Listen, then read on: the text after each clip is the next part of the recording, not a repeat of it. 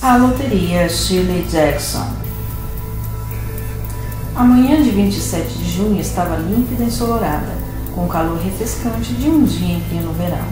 As flores desabrochavam em profusão e a grama era de um verde vivo.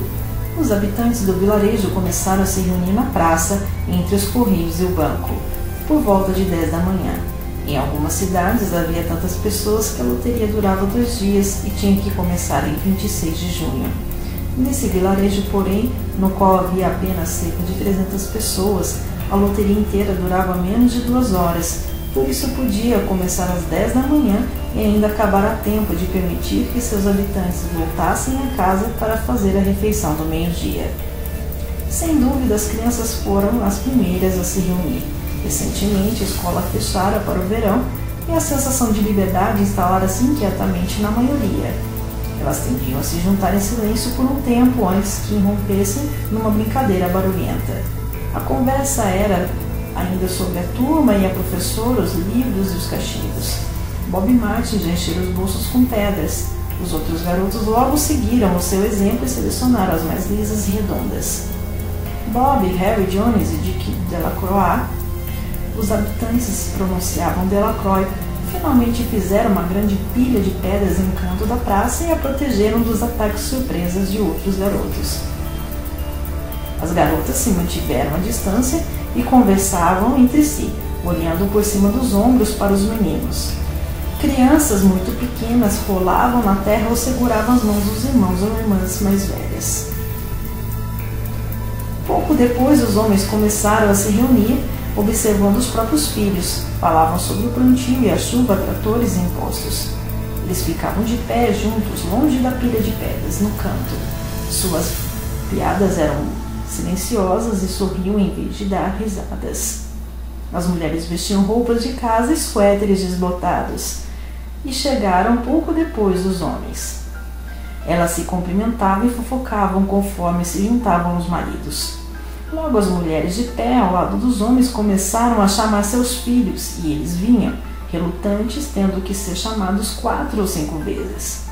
Bob Martin abaixou-se sob a mão da mãe, que o apertava, e correu, às gargalhadas, de volta para a pilha de pedras. O pai ergueu a voz abruptamente e Bob se aproximou rápido, assumindo seu lugar entre o pai e o irmão mais velho. A loteria era conduzida assim como as quadrilhas, o clube juvenil, o programa de Halloween, pelo Sr. Summers, que tinha tempo e energia para dedicar às atividades cívicas. Era um homem jovial, de rosto redondo, administrava um negócio de carvão e as pessoas lamentavam por ele, pois não tinha filhos e a esposa era uma megera. Quando chegou à praça carregando a caixa de madeira preta, ouviu-se um murmúrio de conversa entre os habitantes. E ele acenou e falou: "Um pouco atrasado hoje, amigos." O carteiro Sr. Gray os acompanhava e trazia um tamborete com 3 pernas. O banquinho foi colocado no centro da praça e o Sr. Summers pôs a caixa preta em cima dele. Os habitantes mantinham distância, deixando um espaço entre eles e o tamborete. E quando o Sr. Summers falou: "Algum de vocês, amigos, quer me dar uma ajuda?", houve uma hesitação antes de 2 homens, o Sr. Martin e seu filho mais velho, Baxter, darem um passo à frente e segurarem a caixa equilibrada no banquinho, enquanto o Sr. Summers remexia os papéis dentro dela. A parafernália original para a loteria fora perdida havia muito tempo. E a caixa preta, que agora estava apoiada no banco, havia sido posta em uso antes mesmo do velho Warner, o homem mais velho da cidade, nascer. O Sr. Summers conversava com frequência com os habitantes sobre fazer uma nova caixa, mas ninguém gostava de perturbar a tradição representada pelo objeto preto. Havia uma história de que a caixa atual fora feita com alguns pedaços da caixa que a precedera, que fora construída quando as primeiras pessoas se instalaram para criar um vilarejo aqui. Todos os anos, após a loteria, o Sr. Summers começava a falar, mais uma vez, sobre uma nova caixa, mas todos deixavam que o assunto morresse sem que a coisa fosse feita. A cada ano a caixa preta ficava mais danificada. Agora nem era mais totalmente dessa cor, mas muito lascada em um dos lados. Mostrava a cor original da madeira em alguns locais. e estava desbotada ou manchada. O Sr. Martin e o filho mais velho, Baxter, seguravam a caixa preta com firmeza em cima do banco até que o Sr. Summers remexesse totalmente os papéis com a mão. Como grande parte do ritual fora esquecida ou descartada, o Sr. Summers conseguira substituir as lascas de madeiras utilizadas durante as gerações por pedacinhos de papel. Lascas de madeira, argumentara ele, tinham servido muito bem quando o vilarejo era minúsculo, mas agora a população era de mais de 300 habitantes e provavelmente continuaria a crescer. Era necessário usar alguma coisa que coubesse mais facilmente na caixa preta. Na noite anterior à loteria, o Sr. Summers e o Sr. Graves prepararam os pedacinhos de papel e os guardaram na caixa. Ela foi então levada para o cofre da companhia de carvão do Sr. Summers. Ficou trancada lá até que estivesse pronto para levá-la à praça na manhã seguinte. No restante do ano, a caixa ficara guardada, às vezes em um lugar, às vezes em outro.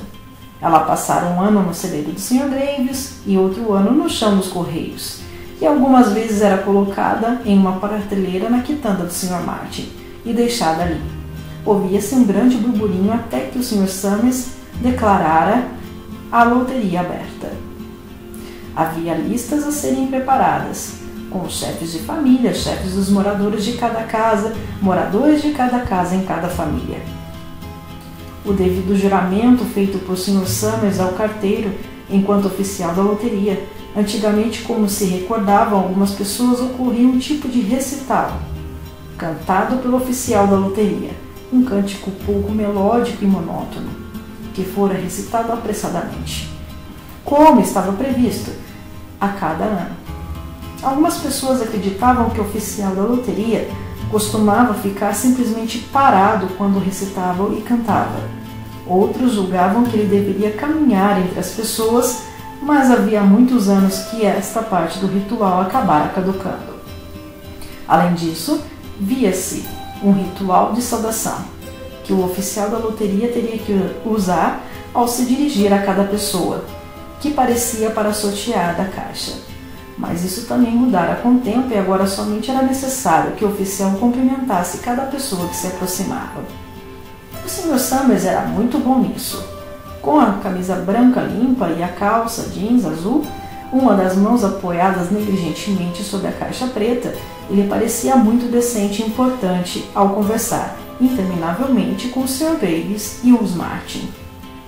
Assim que o Sr. Summers finalmente parou de falar e se voltou para os habitantes reunidos, a Sra. Hudson veio apressadamente pelo caminho até a praça com o suéter jogado sobre os ombros e se esgueirou até um local no fundo da multidão.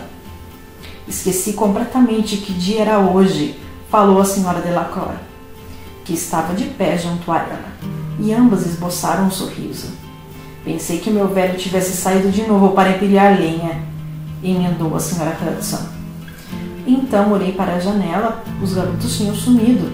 Aí me lembrei de que era 27 e vim correndo. Ela enxugou as mãos no avental e a Sra. Delacroix falou: mas você chegou a tempo, eles ainda estão conversando por lá. A Sra. Hudson esticou o pescoço para enxergar através da multidão e viu o marido e os filhos de pé quase na frente. Ela tocou no braço da Sra. Delacroix para se despedir e começou a caminhar entre a multidão. As pessoas se afastavam de bom humor e a deixavam passar. 2 ou 3 disseram em voz alta o suficiente para serem ouvidas em meio à multidão: lá vai a sua Sra. Hudson. Bill, ela conseguiu no fim das contas. A Sra. Hudson se aproximou do marido e o Sr. Summers, que estivera esperando, falou alegremente: pensei que nós íamos ter que continuar sem você, Tessie. A mulher retrucou com um sorriso: não ia querer que eu deixasse a louça na pia, né? Não é, Joey? E uma risada baixa percorreu a multidão conforme as pessoas voltavam para suas posições após a chegada da Sra. Hudson. Bem, agora, falou o Sr. Summers gravemente, acho melhor começar a acabar logo com isso para podermos voltar ao trabalho. Falta alguém aqui? Dunbar, responderam algumas pessoas. Dunbar. O Sr. Summers consultou a lista. Clyde Dunbar. disse ele. Está certo. Ele quebrou a perna, não foi? Quem vai sortear por ele? Eu, acho, falou uma mulher, e o Sr. Summers virou-se para ela para fitá-la. A mulher sorteia pelo marido, respondeu ele. Você não tem um rapazinho para fazer isso por você, Jenny? Embora o Sr. Summers e todos os outros do vilarejo soubessem a resposta perfeitamente bem, era a tarefa do oficial da loteria fazer tais perguntas formalmente. O Sr. Summers aguardou com uma expressão de interesse polido enquanto a Sra. Dunbar respondia. Ora, se tem apenas 16, respondeu com pesar. Acho que vou ter que substituir o meu velho este ano. Muito bem, disse o Sr. Summers. Ele anotou na lista que estava segurando. Depois perguntou, o garoto dos Watson, vai sortear esse ano? Um rapaz alto levantou a mão na multidão. Aqui, falou, vou sortear pela minha mãe e por mim. Ele piscou os olhos nervoso, abaixou a cabeça, quando algumas vozes na multidão disseram coisas como bom garoto, Jack, e feliz por ver que sua mãe tem um homem para fazer isso.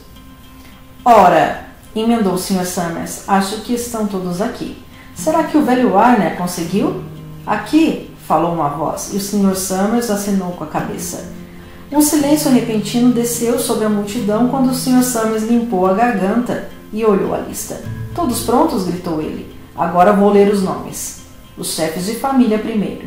E os homens se aproximaram e tiraram um papel da caixa. Mantenha o papel dobrado na mão sem olhar até que todos tenham tido a vez. Entendido? As pessoas tinham feito isso tantas vezes que simplesmente nem prestavam atenção às orientações. A maioria estava em silêncio e passava a língua pelos lábios, sem olhar em volta. Depois o Sr. Summers ergueu uma das mãos e chamou, Adams! Um homem se separou da multidão e deu um passo à frente. Olá, Steve, disse o Sr. Summers. E o Sr. Adams respondeu, Olá, Joy. Eles sorriram um para o outro sem senso de humor e com nervosismo. Depois o Sr. Adams enfiou a mão dentro da caixa e retirou um papel dobrado.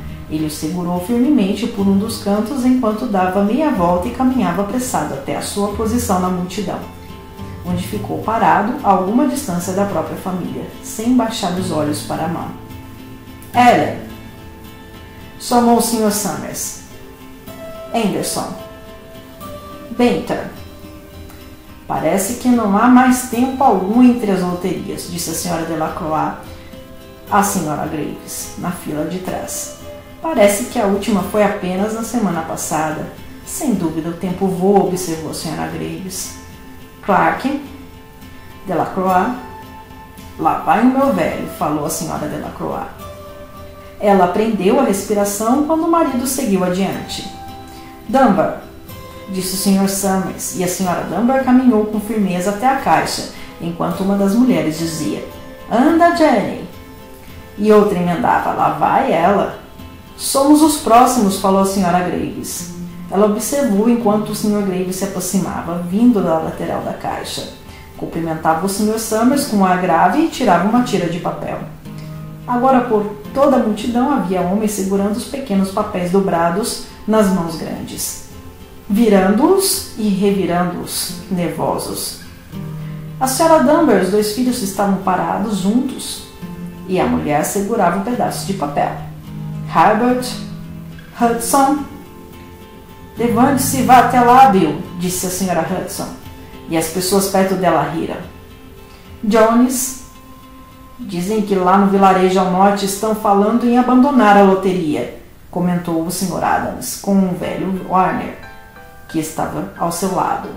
O velho Warner fez um muxoxo. Bando de malucos, disse ele.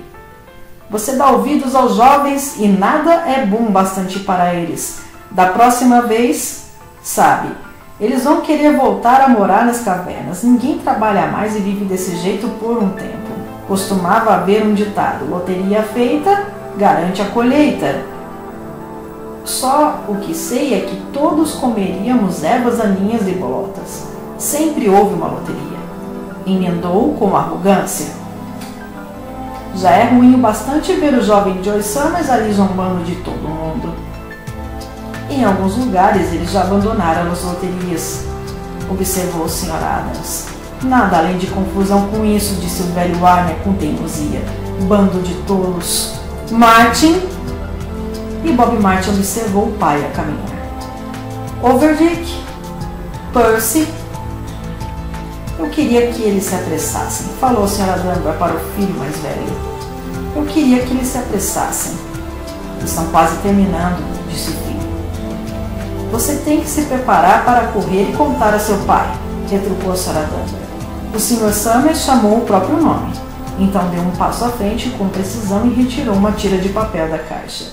Depois chamou: Warner, é o 77º ano no qual compareço à loteria, disse o velho Warner ao passar pela multidão.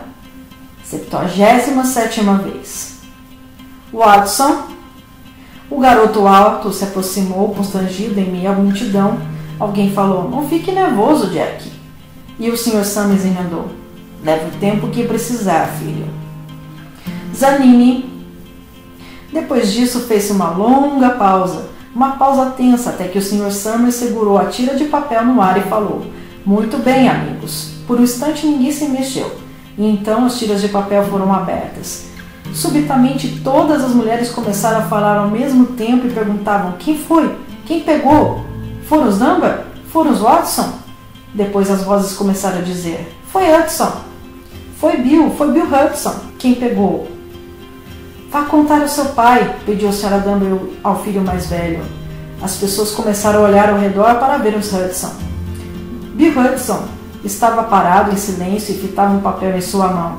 No mesmo instante, Tessie Hudson gritou para o Sr. Summers: você não deu tempo suficiente para ele tirar o papel que queria. Eu vi você. Não foi justo. Leve na esportiva, Tessie, gritou a Sra. Delacroix. E a Sra. Graves falou: todos nós tivemos a mesma chance. Cale a boca, Tessie, disse Bill Hudson. Bem, pessoal, concluiu o Sr. Summers. Isso foi feito bem rápido, e agora temos que nos apressar um pouco mais para terminarmos na hora. Ele consultou a lista seguinte. Bill chamou: você sorteia pela família Hudson. Você tem outros parentes nos Hudson? Tem Dom e Eva, gritou a Sra. Hudson. Dê uma chance a eles. As filhas sorteiam com a família dos maridos, Tessie, respondeu o Sr. Summers gentilmente. Você sabe disso tão bem quanto qualquer um. Isso não foi justo, queixou-se a mulher.